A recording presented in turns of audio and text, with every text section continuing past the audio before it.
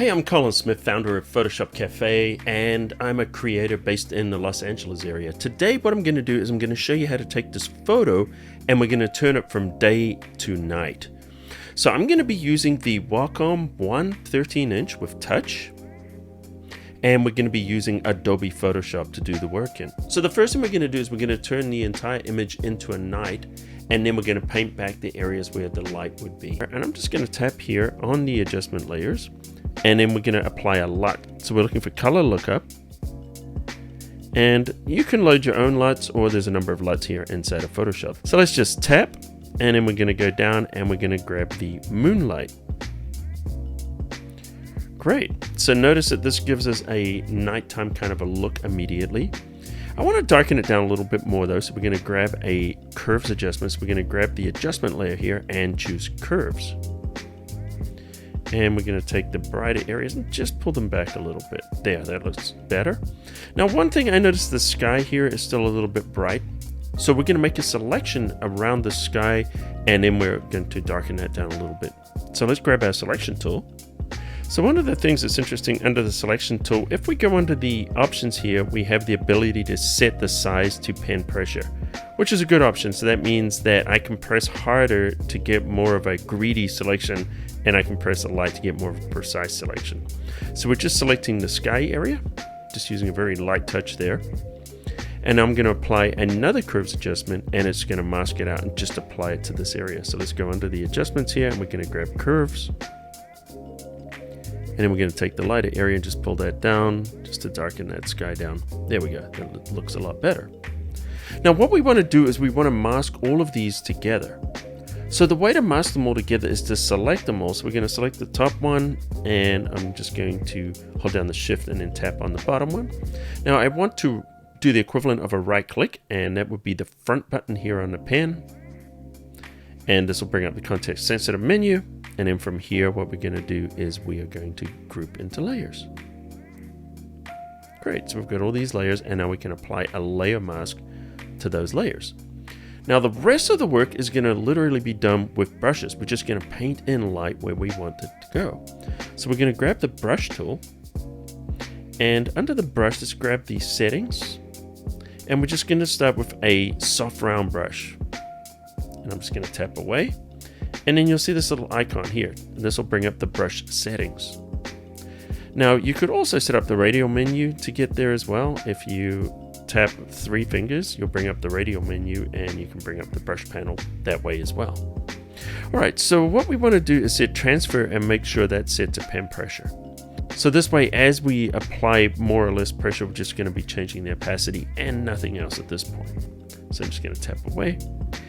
And I'm going to keep the opacity 100, but notice I've dropped my flow down to about 8%. I like to work under 10% because then it just gives me more control. And if I press really hard, you can see that we get quite a lot of effect. If I press lightly, we get less effect. And so by varying this pressure, we're going to vary the amount of light that we're applying to this image. Now, what we want to do is just kind of zoom in. So I'm just going to pinch to zoom a little bit. Then I'm just going to hold down the space bar, and I'm just going to use one finger to reposition. And this is kind of how I have the gesture set up. Now there's one last thing I want to do, and that's adjust the size of the pen. Now what I'm doing is I've set up the back button to emulate the control option because I'm on the Mac. If you're on Windows, it would be, the Windows equivalent of that. And if I hold down that button, I can drag up or down to change the hardness of the brush, or I can go left or right to change the size.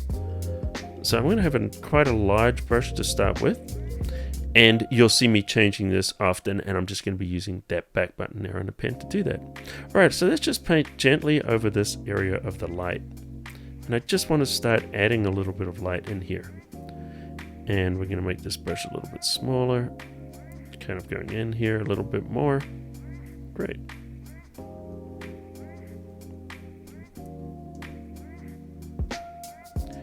And what I'm going to do here is I'm just going to be illuminating the light is going to kind of hit the surfaces that are facing the light source. Now we will brighten up that light source at the end. But if we want to get that realism, we need to just, have some of these areas just getting a little bit of light. And so this is a really fun effect. So once I've got the precision, I like to zoom out a little bit. And now I'm just going to go much larger with this brush. And go very, very light on the wall here where maybe this light is coming. Just kind of illuminating this area.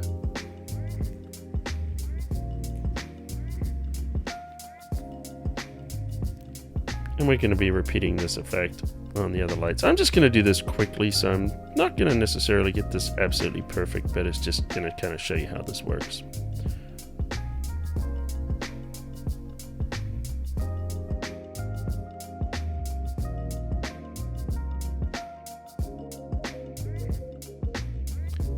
And one of the things that will happen is around the base of this light, we're going to see it's going to kind of illuminate the sidewalk a little bit there.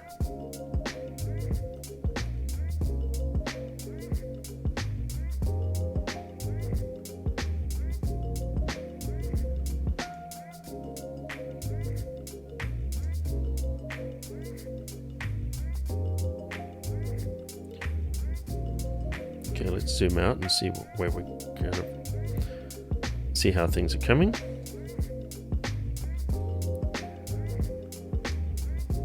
So quite often I'm going to change magnifications a lot because you want to get the detail, but you also want to see how it's looking for the overall effect.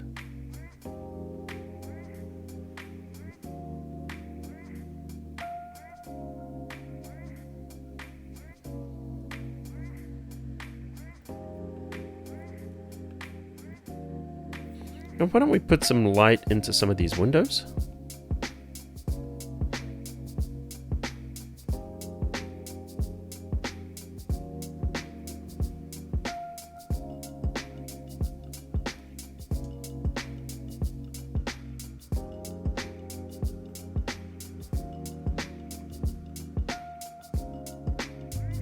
Now I'm just adding a much larger kind of a floodlight now. And I'm just gently, just kind of using that to blend.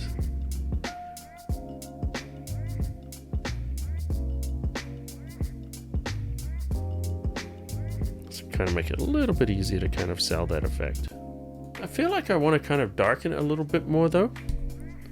So the nice thing about this working this way is we have complete control. We just go under these adjustments, and if we want to darken it overall, we just go back under our curves and we just tap there, and let's take that curve and pull it down a little bit. There we go. That's starting to give us a little more contrast now. All right, why don't we light these lights? So we're going to create another layer on top. So we're just going to tap, create a new layer. Make sure it's at the very top. And what we want to do is use white as our brush.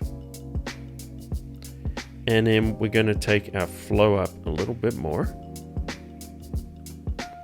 And let's make this brush really small. I'm also going to zoom in so we can see what we're doing.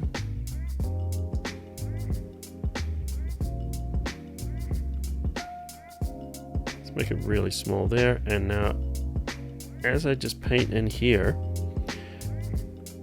I'm literally illuminating that bulb. And let's make it bigger. Go lighter. Bigger. Go lighter still. And by doing this, we start to make it look like there's actually a bulb in there. See that? Looks much better. Right, let's do the same thing with the other ones. And if we look at this image, we can see here it was before and after. So one of the nice things about working with these adjustment layers inside of Photoshop is you can change anything later on, as you saw what we did with the curves. So if you're not happy with the result, then just keep tweaking it. You can use the masks, they're also non-destructive. So as you paint with white, you're bringing more of that layer in. When you're painting with black, you're hiding that layer. So you have infinite flexibility. So if the result is not what you're liking, just keep adjusting it and keep working it until you get a result that you're happy with. And like anything, it's going to become easier and you're going to get better results with practice.